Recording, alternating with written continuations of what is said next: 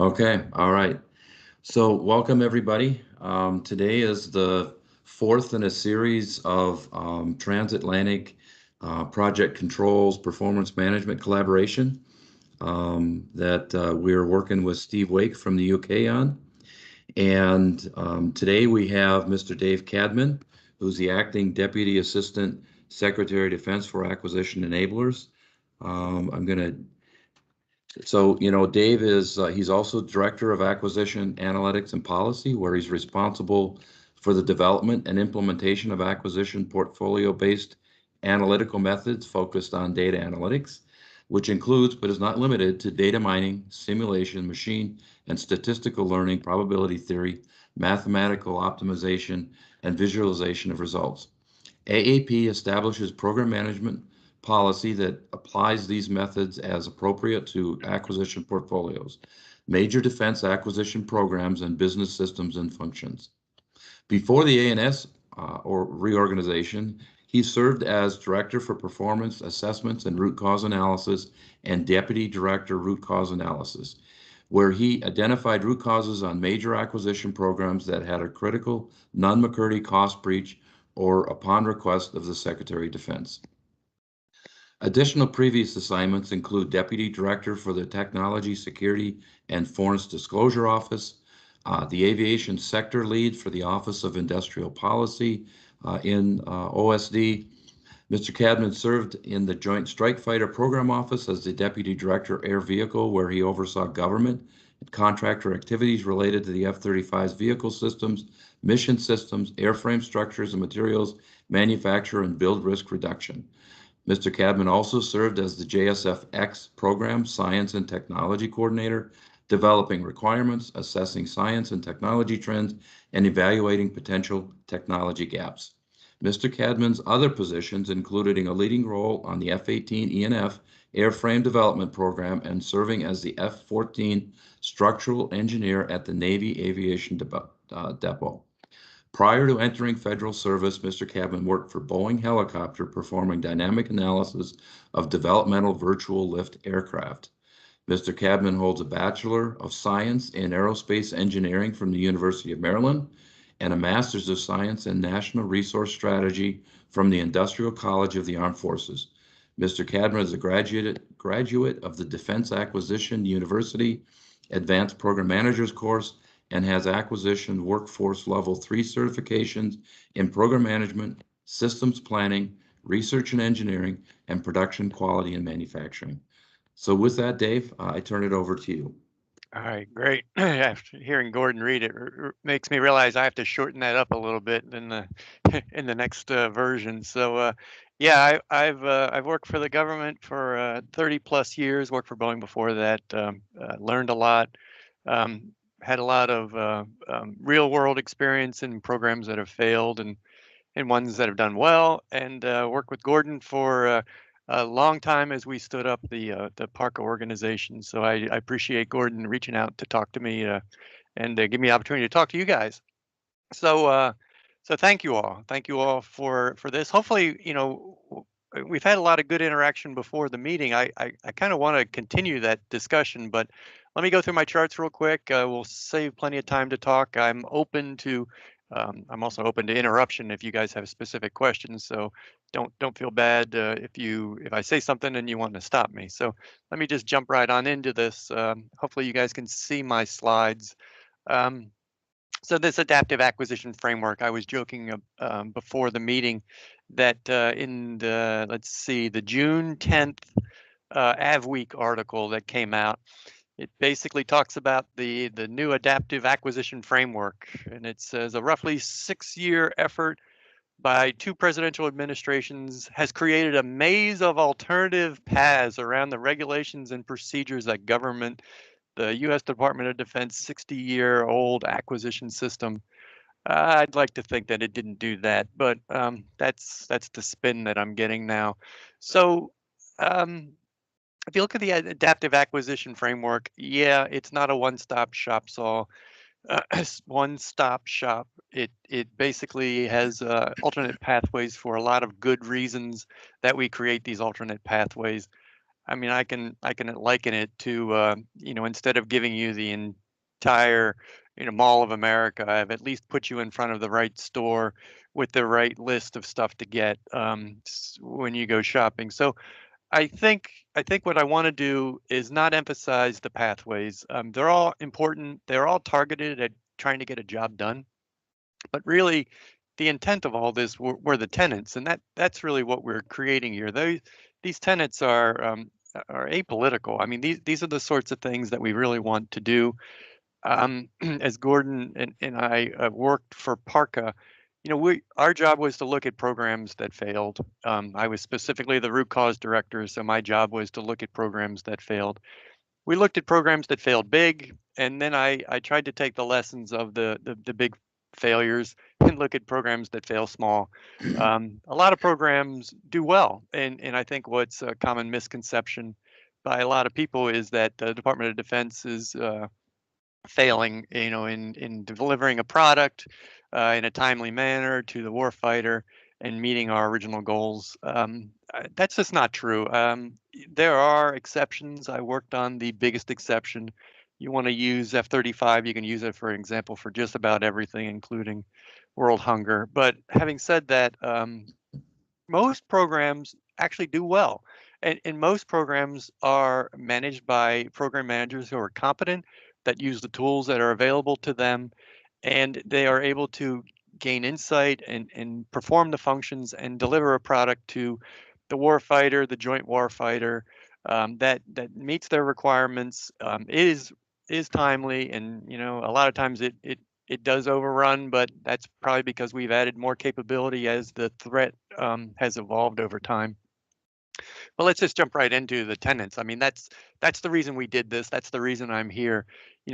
Our intent is to simplify acquisition. I know creating 6 pathways where there used to be one document doesn't sound like it's simple, but frankly, if you had to look at that 5000.02 document as it was originally, it was hundreds of pages long. Now it's about 13 pages long. It's short, it's sweet, it tells you where to go, and it tells you how to manage your program. If you're developing a software acquisition program, you don't care about 99% of the information within that 100-page document. You just cared about what did I have to do specific to software acquisition. So what we tried to do is break it out so that there is a software acquisition pathway. You can specifically look at what you need to do related to software. Urgent capabilities, there's not much new there. It's basically the same sort of stuff that we've done for quick, rapid development, 2-year type efforts that deliver capability. Those are still there. We found a way to quantify it and make it a standalone so that a program manager isn't afraid of looking at that multi-page document. They can actually say, okay, I got it. I can go into the urgent and I can see what I'm up to. Middle tier was meant to look at technology development and basically develop ideas and prototype concepts before they became a big program. What we see a lot in these failed programs was the idea didn't pan out very well. There were certain assumptions. Mr. Bliss used to call them framing assumptions, basically programs that were built on these certain ideas that we would be able to do certain things. And when those didn't happen, instead of the program taking a step back and rethinking where they're coming from, they basically plotted on. The idea of too big to fail kind of comes to mind. I've already invested this much money. I can't afford not to deliver this capability. I'm going to stop fighting this. I'm going to basically throw all money and all effort to correct this. And that's usually what you see when these programs fall off the rails. A lot of people doing that. So the intent with middle tier was to actually try and develop these concepts outside of the development of a major program and allow this concept of fail early, fail fast. We've touted this idea of fail early, fail fast, but in the end, we never end up letting program managers do that to any extreme. Once they have a program, they basically have to complete that program to sustainment. Otherwise, they've failed their mission, and that's just the wrong attitude to take. So these ideas of developing these multiple pathways, especially middle tier, is to look at rapid prototyping and actually get these concepts to move forward. Is this anything new or different? No, it's really not. I mean, we've had these concepts. The X programs that I worked on F-35 were basically prototype developments that developed proof of concepts. And they were very successful. I mean, we basically learned that one type of propulsion system versus another type of propulsion system worked, and one was a challenge to the physics of where we were going. So basically, that made it easier for us to pick a solution set. We allowed the one concept to not mature, and we allowed the concept that proved to be the best idea to move forward. So this idea of this rapid prototypes isn't new. It's just more quantified by this definition of middle tier. You understand the ground rules, and you understand that if this prototype doesn't work out, you know, basically it can go away without impacting the entire FIDEP of the department. That's what we see is in order for a program to get going, it's really, really hard to lay out all the budget lines and to lay out the multi-year procurements. So to tenant two, tailor acquisition approaches. Let's see if these ideas work. Let's see if these concepts are able to be matured so that the program can actually develop a capability and determine the capability. On to tenant three, which is empowering program managers. We took that power away from them in the past by creating an ACAT 1 program. Basically, we made them plan the entire thing, and we had GAO monitoring them. So we had an acquisition program baseline that if they deviated from in the slightest, they would get pulled up in front of Congress. They would have to go answer to the GAO. You know, no one knows the future. I've been through a lot of programs that have had problems. What I found in looking at programs that fail and programs that succeed is this: you give the program manager the capability to adjust and to develop their program, then basically empowering the program manager means that you've given them a much higher likelihood of success. The department's embraced this idea of having the program manager basically um, control his destiny, be able to make decisions. Let's not overthink these things. Let's give the program manager the best ability to make the decisions. So on to tenant four, which is this idea of conducting data-driven analysis, that's key to it. I'm not asking the program manager to do their job for them, but what I am asking the program manager is whatever tools they're using to manage their program, they should make those tools available so that we can see what's going on. We're not second guessing the program manager.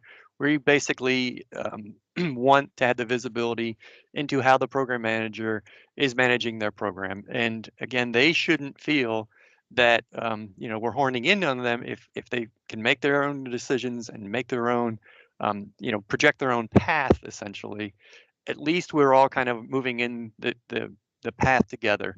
I'm not saying that people aren't honest. I'm not saying that people aren't forthcoming, but they're not. And what we see with a data-driven decision-making process, that as long as we understand the information the program manager is getting, then we understand the decisions that they make, and there's a logic to it. Okay, so earned value is a huge piece of that. A lot of programs have come to me and they've asked me to waive the earned value reporting requirements on certain contracts. And a lot of middle tier folks say, oh, I don't want to do that darn earned value reporting. It's of no value to me. And I mean, I'm open to hearing what they have to say, which is, if not earned value, then what? How are you managing your program? And what you find an awful lot of time is it looks and smells an awful lot like tracking the value of the money that you spent versus the work that's complete. And it sounds an awful lot like earned value. And if it needs to be tailored a little bit and the schedules need to be integrated a little bit better, then it kind of all works together. Again, I'm open to hearing what people have to say, but the idea that there has to be some sort of accountability, they can't just say, "Oh, I'm trusting the program manager knows what's going on because he talks to the contractor every day and they would never give him the wrong answer." They wouldn't purposely give them the wrong answer, but I don't think a lot of people really understand spending the value, getting the value of work for the dollars spent is really just a key tenet to managing a program. So having said that, the Deputy Secretary of Defense, Ms. Hicks, she's been signing a series of memos that we've been going out with this concept of data transparency. Data transparency is a huge deal. It scares the heck out of the services. It scares the heck out of the program manager because essentially what it says is, I'm not going to tell you how to do your business, but you need to make your data visible to us. What am I going to do with that data? I'm going to tell you what I'm going to do with that data. I'm going to look at it for trends. I'm going to look at it for overall performance. I'm going to see if what I see in the data is equivalent to what you see in the data. And if it's not, I'm going to go talk to you about it. But kind of having the police officer look over your shoulder, to see if you're speeding, there's nothing wrong with that. I'm not saying I'm driving the car for them. I'm just saying that I'm watching them, and if they do speed, I will understand and know what's happening. So data transparency is a huge piece of that. When OSD reorganized, AT&L split up. Parka, the organization that Gordon and I worked for years, kind of got morphed into something different. Parka's problem, and Gary would probably shoot me if I said this out loud, is that we kind of looked at major programs only, and we looked at them in hindsight. There was no attempt to kind of get the information out, and we did a sort of a poor job in explaining to people what we were looking at, what we saw trending in the data, and basically getting lessons learned out of that. What we're trying to do now is take a more proactive approach in looking at programs and looking at data analysis. We've developed a number of analytical tools that are trying to use predictive analysis. The power of machine learning nowadays is pretty amazing. And the numbers of databases that we have interconnected through this platform called Advana is frankly mind-boggling. We've connected the business financials that we've had to put together for the audit process, and we've merged them with the analytic tools that we have over on the acquisition side. And we've developed a number of predictive analysis. Is the intent for the machine to basically, do the job of OSD? No, but there's so few of us up here in OSD nowadays. The intent of the machine is to flag things. It can say, I see something trending in this program I think you should be aware of, and it tells exactly what it sees. So those are the type of analytic tools that we're developing. Key to that is actually having insight into programs and having the right sort of insight. If I'm collecting data for data, purposes that was of no value, I'm not going to collect that data. It's not worth the effort. It's not adding value to my analytics, and I'm not going to look at it. But for really important things like, true value reporting on dollars spent, that sort of stuff has value well beyond the program manager. It looks to the overall process and how we're managing programs and how we're doing in the overall scheme of things. I've spent a lot of time with GAO talking about each of these pathways. They fundamentally kind of look at things differently than me. I look at, they want to know the health of the acquisition pathways, right? So health of the acquisition pathway related to middle tier. What does that mean to you?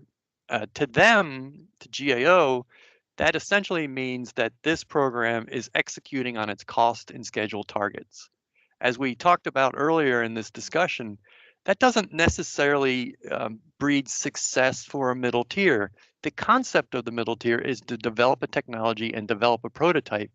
And again, if you buy into this concept of fail early, fail fast, if you can develop these on a relatively small budget, small contract, develop these technology concepts, and they don't pan out, then I haven't invested a lot of time and I haven't invested a lot of money and I haven't created this monster that has to survive no matter what.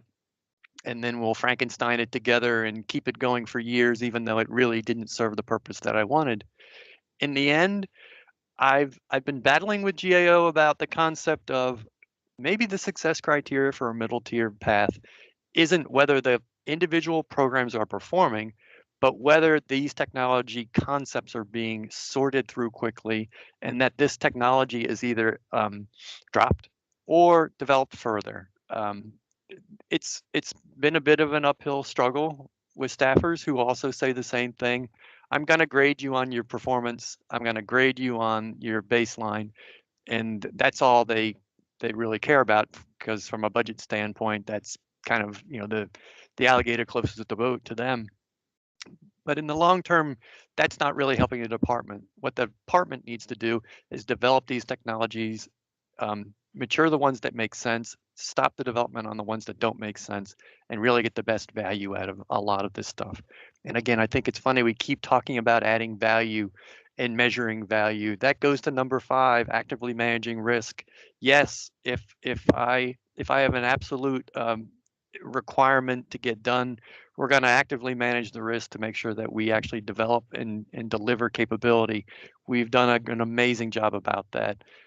We continue to outperform competitors because we can actually manage these risks, provided that, again, we empower the program managers. We have the data insight, and then we basically simplify the way they get through the acquisition process. All these pieces fit together really, really nicely.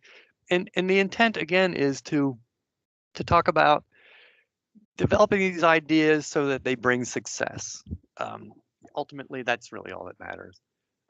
So emphasize sustainment. We can't forget about sustainment. I repaired F-14s. I had to deal with corrosion and other god-awful things related to poor choices of aluminum alloys. And I worked helicopters, so magnesium from a structural engineer on my side was always a great thing, except that it pretty much disappeared immediately when it got exposed to salt water. So emphasizing sustainment, meaning that we can't forget about it. It fits into this overall scheme of things, mostly in a sense that we can't be cheap about it in the front end. What that also means is, keeping a focus and empowering the program manager not to make bad decisions. So that's that. I mean, the acquisition pathway, it looks complicated. We work with DAU a lot to educate people. I think most of these websites, anyone, non-military, non-DoD employees can look at. They're kind of got some neat stuff. A lot of lessons learned. We're trying to capture as many of these lessons learned as we possibly can to put into these learning exercises for DAU. But going and reaching out to the folks like you and educating people about really what this stuff means. Don't think of them as 6 different pathways. Think of them as ways for the program manager to deliver the capability as best they possibly can. So here's the real eye chart. So what does this mean? I mean, there's a lot of things coming. There's a lot of things changing. We have to be flexible. We have to be adaptable. I when we first started this out, it literally took 5 years to update a DoD 5000.02 document. Anytime you opened it up, there was 100 people that would line out outside my door with basically changes that they wanted to make, and they were usually specific to themselves, and they hadn't been coordinated outside, so it required us to send out these documents to be cross-coordinated, and it was literally a 5-year process, and it was just painful to move this forward. Congress looked at us and says, "You are, 4 years behind in the ACT reform initiatives that I've given you. Why can't you keep up?" It's because these documents were too large, too unwieldy, and too difficult to update without getting everybody's up in a you know a, a roar of change and you're not going to touch my rice bowl kind of stuff. So let's talk about what we did. We basically split things up. Again, you read the article from AvWeek. It says, "Oh, we created this morass of all these maze of acquisition pathways and everything else." No, we didn't. We basically took the document, we separated into bite-sized pieces. And each of these pieces can now be edited and modified to to what makes sense. It allows us to keep up with our adversaries. It allows us to keep up with technology. It allows us to kind of keep pace with industry, because before, 5 years would never support any industry. I mean, I would be lost if I were 6 months behind, and I was 5 years behind. But with these, the way we split these things up, we're allowed, you know, critical program information. That document can be opened up. Intellectual property, that one can be adjusted, and it can react to changes in industry, changes to law, changes to a lot of things. Acquisition security, cyber security, those documents, frankly, were never updated because they were just so hard to update. But now that we've split them out, we've allowed these things to be standalone and up-to-date documents that actually reflect the real world situations. And when the world changes, that particular piece can be updated rapidly to adjust to changing environment, changing threats, whatever it needs to be. Test and evaluation, leveraging technology, leveraging the idea of kind of in-process testing, leveraging software updates. All that has now rolled into these documents that are manageable, updatable, and more flexible, so that the system doesn't have to wait 5 years to make a change. It was just too painful and too slow. So I'm hypersensitive to the fact that I've tried not to make it more complicated. In the overall scheme of thing with DAU, reaching out to talk to folks like that are on this phone call right now, we've really tried our best to make things bite-sized pieces that are updatable and basically manageable at some points. We have a lot going on. I can tell you, I'm really busy. I wish I had like 100 people that work for me, and I don't. I have an extremely small staff.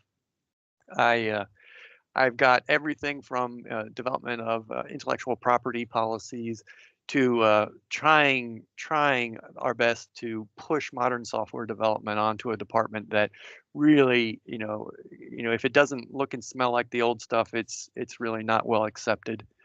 Trying to convince folks like GAO and the staffers that maybe the point of a middle tier is to develop a technology, and if the technology doesn't work, to let it go. I'm all for development ideas that make sense, but letting things go instead of wasting a lot of time. Acquisition intelligence, that's another big piece of what we do. We need to integrate um, modern acquisition approaches with the idea of cyber intelligence, reacting to the threat. We have an adversary who can adapt much quicker than we can. So we need to make sure our systems are either robust enough or flexible enough that we can manage. All to the data analytics framework. I tell you, I go up and I talk to people in the Deputy Secretary of Defense's office, and I talk to them about the acquisition intelligence and the acquisition analysis work that we're doing, and they are just incredibly supportive. Like I said, I had the deputy sign a memo that talks to data transparency so that I can reach into the services systems and pull their data upward. Big key to this was the requirement to be auditable. Once the financial system kind of fit through the wickets to be auditable on the acquisition side, I could now integrate those two systems together and actually learn a lot. Integrating dollars with performance to actual capabilities. It's really a pretty powerful tool. We've looked at converting over from a program-specific basis to a portfolio basis. That's kind of in a mission engineering thread where we would look at delivery of capability, putting a bomb on target as opposed to a particular system, a particular bomb, a particular aircraft, a particular ship. We look at delivering capability, and we're looking at alternate approaches on how that capability can be delivered. It's extremely important for us to push these concepts so that we make the right business decisions. Again, businesses don't make the decision on, I have to keep this iPhone up because it's being made in this congressional district, and I've been told I have to buy 95 more of these every year. What we're really trying to do is talk about what's the best um, platform or capability portfolio to deliver that sort of capability onto a target. And that's the sort of thing that we've been really, really working hard on. And that's the hardest part that I'm running into, frankly. I have a lot of data, I have a lot of analysis, I have a lot of work that's being done convincing people to take a step back and look at things cross platform, cross service, cross departments even. It's been a real challenge. So again, reaching out to industry, reaching out to our to our partners, it's a good way to kind of explain we really want to look at things from a portfolio basis. We want to look at delivering capability versus a specific platform. And once we kind of get beyond the fact that we're doing something a little bit differently, usually we are able to kind of make progress. But again, the fiefdoms and the individual folks within the services, frankly, it's tough. So I want to emphasize the fact that I've been given a mandate and a charter. Look at things in portfolios.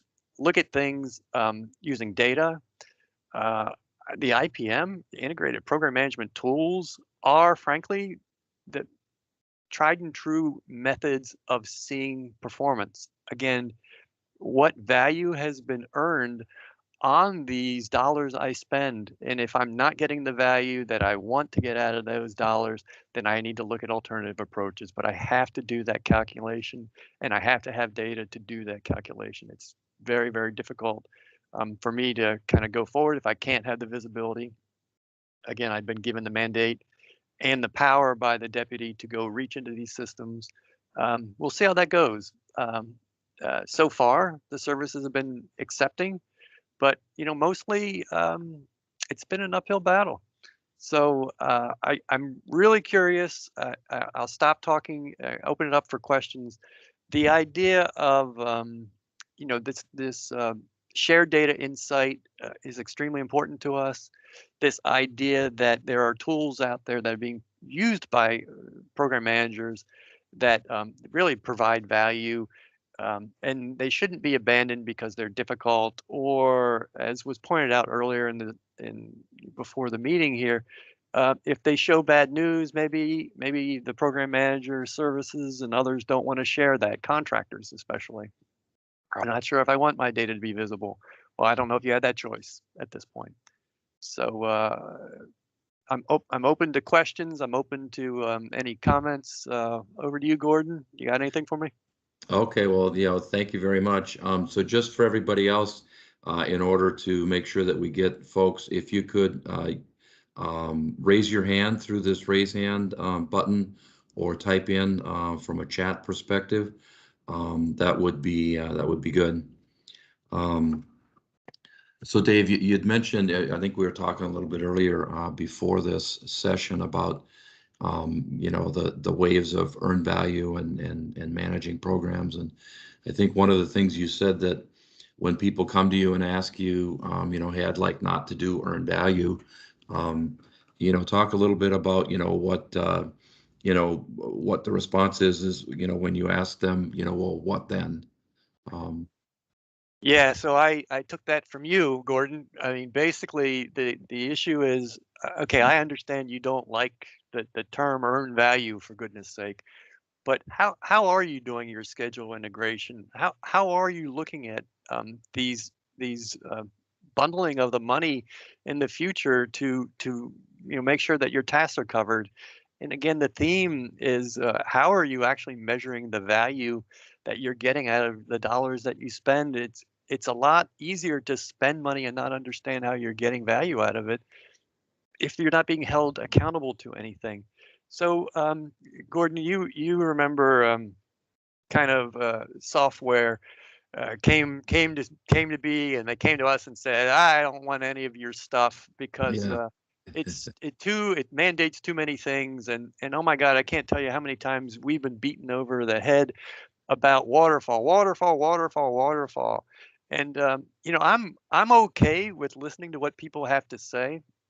This idea of developing capability quickly, being adaptable. Earned value isn't meant to be unadaptable or unflexible, right? It's supposed to give you the flexibility to move monies and move activities around. It's just supposed to tell you that if I've just spent 90% of my dollars and only gotten 10% of the value out of it, then I got a problem, or I at least need to think about it and address it.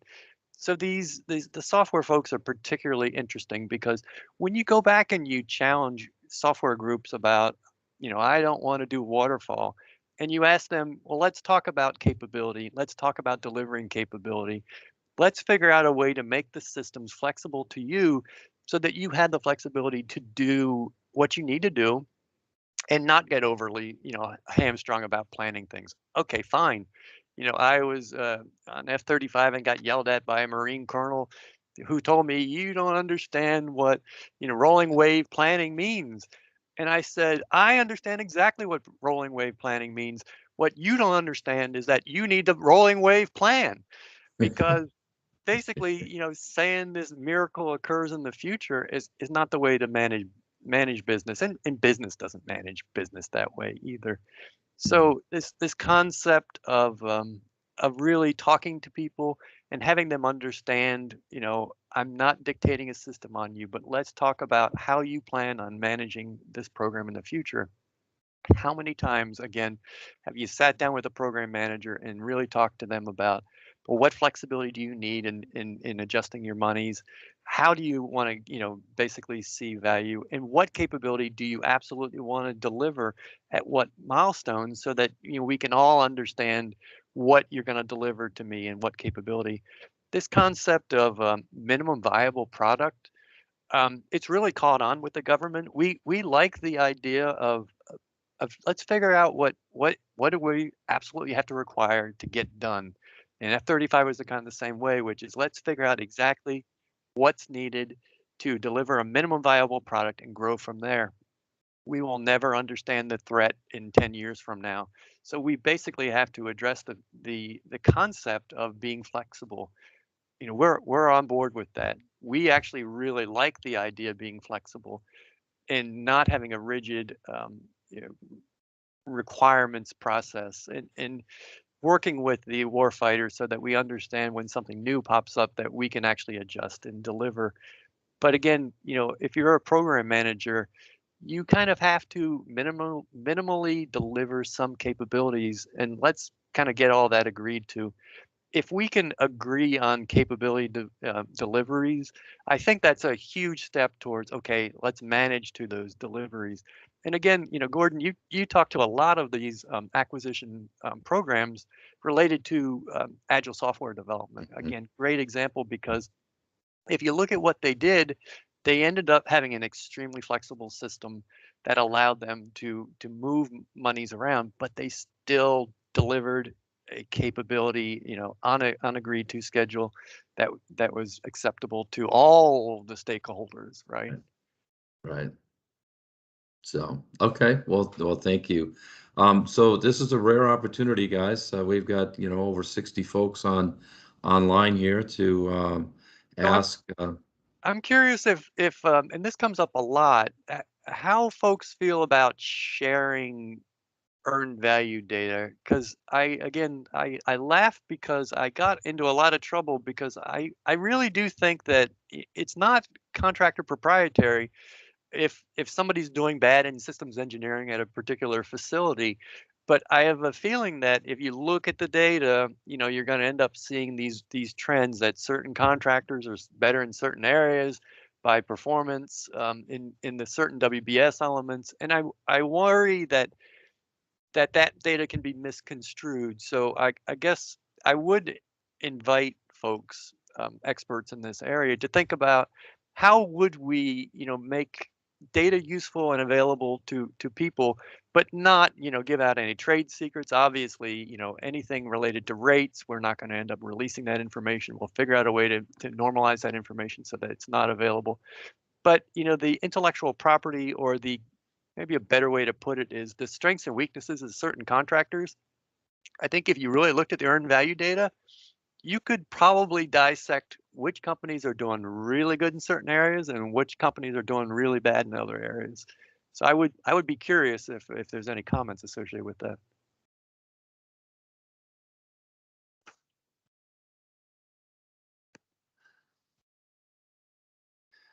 Um, so Brian says, I'll show you ours if you show me yours. Brian, did you have a comment about that? You might have to take yourself off mute. Yeah, and it's just kind of a general thing, just reluctance of sharing. I'm at NAVC, and just even between different program offices, sometimes it could be interesting trying to get data and share data. Yeah, I mean, I feel for you because I know when I was on F-35, I didn't necessarily want to show people, where my problem areas were, especially if I was, actively addressing the problems. But again, the real question is, you know, is there a way to advance the activity, the work, if we do identify these? I mean, these may be systemic problems that we can never address all the way, but hell, maybe it's something to be considered. Poor performance in a certain area. Um, Okay. So Alan Glasgow, you had a question?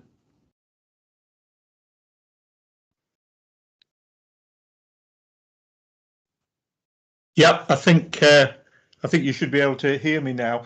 Yep. I was just wondering. I've actually used earned value on major programs, and I think that my own view is sometimes you can apply earned value too broadly across a program. It does it does cause some issues.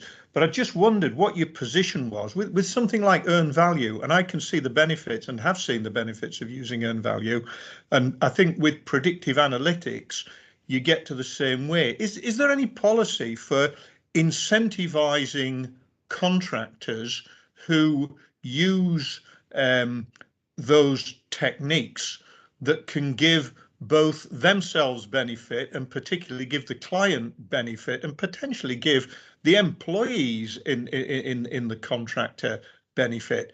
Because I think if there was I think many contractors would be more amenable to using them if they realised that they could actually if they could actually benefit, and then the client benefits better schedule, lower cost. The contractor benefits, but we need some way of getting an equitable risk reward share line in there.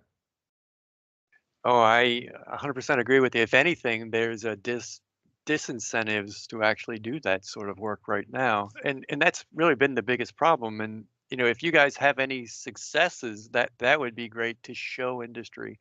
We're all for using analytic tools, and frankly, I don't know if I can get industry to buy into some of these analytic tools, these predictive analysis that we continue to hear about. I mean, I think every year we hear about some predictive analysis related to earned value. I'm sure it's out there, and I'm sure we can get value. But right now, I haven't seen a practical application that people have really bought into, as a net benefit. As you point out, if anything, it's always a disincentive to do that sort of work.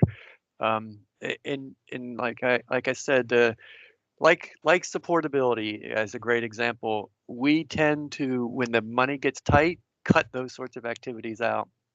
I can't tell you how many predictive analytic tools were on F-35 early in the program that were dropped because of budget constraints. Those were extremely powerful tools, and from a cost benefit standpoint, peanuts to pay for today to get huge benefits in the future. People are not looking at the ability of machine learning and predictive analysis and artificial intelligence as much as we should. I would love to actually have some contractor come forward with a viable proposal that uses those sorts of tools constructively, because again, that's the biggest thing I get beaten up about with earned value is it's just looking in the past. The IPM, that is forcing people to do more planning. A lot of people don't like that. A lot of people say it's hard to do. But in the short-term window, these rolling wave windows, it's probably worth taking the time and effort to do some predictions. It's interesting. We work with some predictive analytics. So maybe there's a discussion we could have, certainly outside of this session. But I think my own view.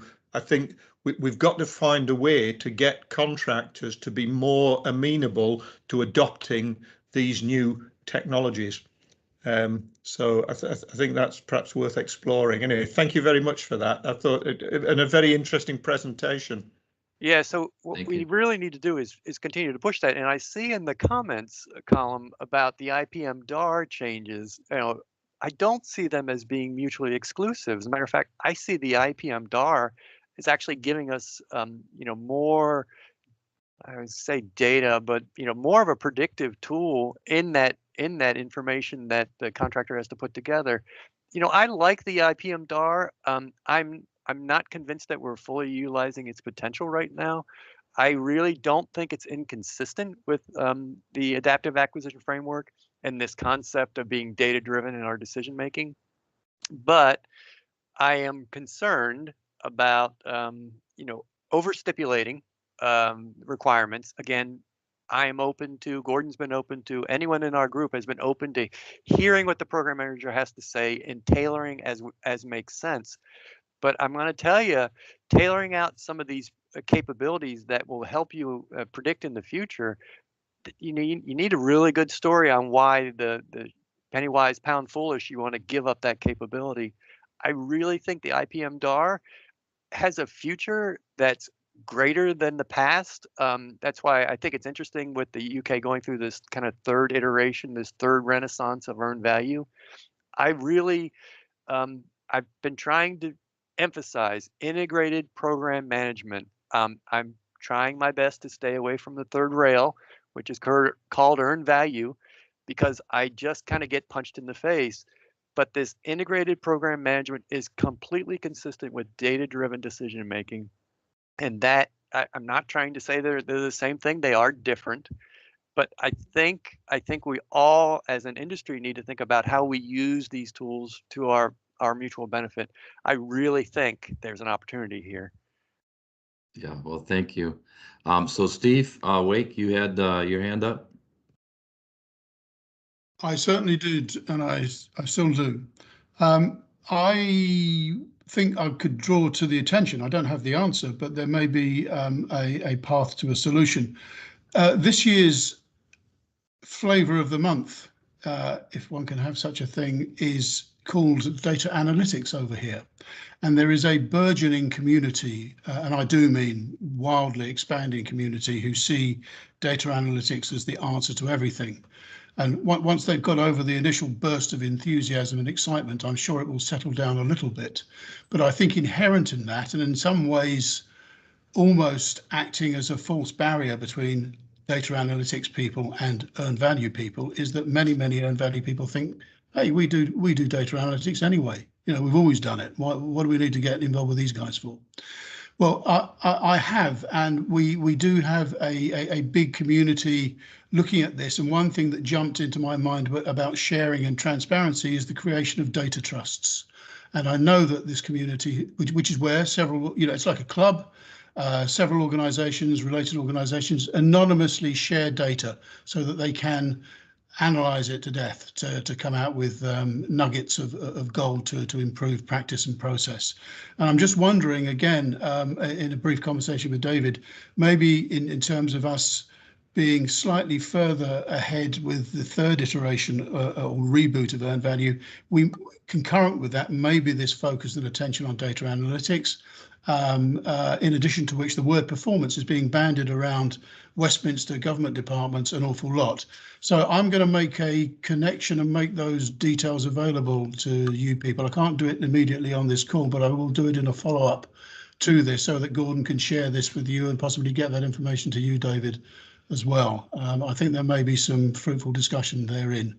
I know these guys have just been along to the Public Accounts Committee in England, which is the overarching committee that supervises progress on major national undertakings. So I think they're seriously engaged themselves, and they're being seriously engaged by our own government too. Yeah, so I mean, really, a whole series of good points. One is I worry about when I come and talk on these things that I come off as one of those data zealots. I really fear the fact that people see this as data analytics for data analytics purposes. No, I'm a program manager from the beginning. I've been schooled in program management. Certified, you name it. I've done the earned value reporting. I used to have to go talk to Admiral Dyer about my earned value reporting on my WBS elements, and I understand the strengths and the weaknesses of those. And I am so worried about coming off as someone who says the data analytics is the way to go. Balance that with data analytics is where the way to go, and there is so much potential out there. So we were given a national defense um, requirement in the law that said create an AIRC, Acquisition Innovative Research Center. And what Congress told us was to go look at these universities, take the data that you have and allow them to do analytic research on this information, allow them to write published papers, go to the economics departments of these schools, don't go to the systems engineering departments, don't go to the engineering departments, go to the law schools, go to the economics schools, and ask them to look at your data. And we are trying our best to basically do what you're saying, which is to take this normalized information and hand it out to people so they can go think about it, especially really smart PhD people who look at economics and decide the future of the world essentially for us. But I worry about this being the hot trend that people forget about in 2 weeks. I'm really concerned about, I got all these great things from the deputy, but heck, if they're not serious about following through on this with the hard stuff, which is the program management stuff, then it's all for naught. I mean, I'm open to these comments, and I see Paul's online too with the idea that yeah, we really need to figure out a better way of using these program management tools to get the outcomes we really need. And if I have to make data more available, I'm going to run that gauntlet with the OGC. But I don't know. I really don't know how far I can get. The good thing is some of these universities are willing to work with me on getting that information forward. And I look forward to hearing what you guys. I think you really do have a step ahead of us, and we need to figure out how to leverage that. So, Daryl, you had, thank you, David. Daryl, did you have a comment? You had your hand raised. Yeah. First off, thank you, everybody, for sharing this. This really hit home for me because on my line of work, I work for NAVAR as a contractor, and it's very challenging to implement or at least encourage EVM on my line of work due to the fact that it's semi-EVM. So I really do thank the audience out there for allowing us to be able to come together and ask these questions, because I ask the same questions when I try to implement EVM to the program office, and they're like, "Whoa, wait a minute, it's not in our contract." And I'm like, "Well, it's part of the basics of PM, so we have to at least apply it."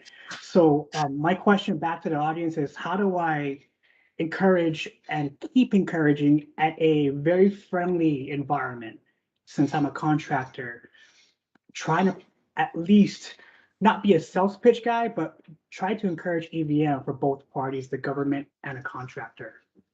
I wonder if I can get some insight on that. Is that it? So, hey, Paul, did you have a comment? Yeah, thanks. I understand the benefits of, all these data analytics, but some people may disagree with me. But if the underlying base measures of earned value are not valid measures of meeting the requirements or the capacity, it's just, percent complete. Everybody knows there's always a quick run up of percent complete based upon lines of code or number of drawings, which has, just based upon the original budget. And therefore, that's why I've contended that things like CPI are invalid measures, and TCPI, things like that. So how can the data analytics be shared, with other programs and all that, if the underlying data and basically the earned value is not valid and based upon truly meeting the requirements. You know, it may exclude rework. You know, so people, you know, bad data can certainly affect the judgment and decisions made by the program manager on that program. And now, if that bad data gets shared with other programs. Yeah, so I mean, I think he has a real point in the sense that when we did the Advana work, basically pulling in all the information from budgets, there were people who were trying to associate data sources together that didn't make sense. There were people who were misusing data sources, and I'm not saying earned value is perfect, but it's got a lot of good potential related to, you know, what it's trying to measure. Again, you know, if we can reach out with these groups, these industry, and have you guys think about, as practical program managers, how are you actually doing this information? How are you collecting this information? What are you using this information for? And if there are better ways of doing business, we need to identify those. I think these more sophisticated analytics give us the possibility to be more sophisticated with our data collection. In the old days, I remember the old days, I did the old days, it was just dividing two numbers. It didn't get particularly more complicated than that. And that was to simplify things and make it easier. With the new days, with the machines that we have today and the computing capability that we have a real opportunity to change the way we do business if that's the right thing to do. But again, let's talk about what makes sense for the program manager. All we're trying to do is find a way to make that program manager understand what they're doing. Are they getting value for the dollars they're spending? It's just about that simple. Gary beat that into my head multiple times. Am I getting value, and am I missing something? And how am I performing related to what I promised you? These are really good things that we need to emphasize. Yeah, no, that's a good point. And to address, you know, Paul, your concern about the data not being valid, you know, certainly you can do earn value incorrectly, you know, that's why you want to take a look at it from a perspective of, you know, are you actually measuring true technical accomplishment? And that's what earned value is all about. It's not just about counting the days or counting the pages. It's about looking at the true technical accomplishment. And so, so then, you know, that makes if you're doing it correctly, that's, you know, another point is Agile. It is, you know, the thing I like about Agile is it demands that you deliver capability, right? And so the measure of technical accomplishment is pretty clear, and it's also fast and furious, so that you can measure your mistakes quicker. So that sort of thing. Well, we're up on the hour here, so thank you very much, Mr. Cadman, for your time. It's been a very exciting, you know, discussion. A lot of great topics. Again, this is recorded, and so we'll be able to share it, you know, on our website, that sort of thing. And so if there are any follow-up questions or things like that, you know, please send them in to us. You know, we can get them into to Mr. Cadman. But it's kind of nice to have an opportunity to have folks at the top of the acquisition policy chain interact with, you know, with us low folks, serfs, so to speak, and look at and look for our input to try to help influence, you know, the big picture. So, again, thank you very much, and I appreciate it. And so, if anybody wants to hang on and discuss further, that's fine. But the formal part of it is over now. I know that Steve, we have another one of these next week. So, Steve, did you want to talk just a bit about that for let people know what's coming up? We do these regularly, more or less throughout the year, and we will be doing, and they're on Thursdays in the UK. That's 4 o'clock, which is tea time, as everybody knows. And we will be progressing next week. Some of you may know that the 21st of June is the summer solstice over here.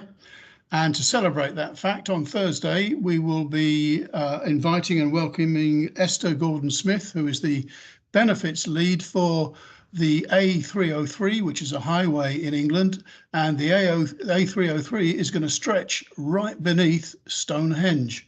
So we thought, what better week to celebrate the summer solstice by having Esther come along and talk to us about the work she's been doing that on benefits. And I'm interested in this life cycle of benefits from,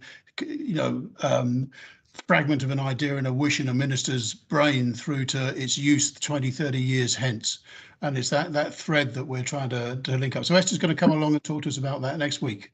Okay. Look forward to seeing you all. Everybody's welcome. And it must be the oldest project on the planet, apart from the pyramids, obviously. But, yeah. All right. Well, thank you very much. Thanks. So Dave, yeah, I appreciate it. So you can. All right. No, thank you all for putting up with me and allowing me to tell you what we're up to. And I really do appreciate the feedback. And yeah, please, send comments to Gordon. We're happy to work with you guys as much as we possibly can. So thank you all. Bye. Okay. All right, guys. So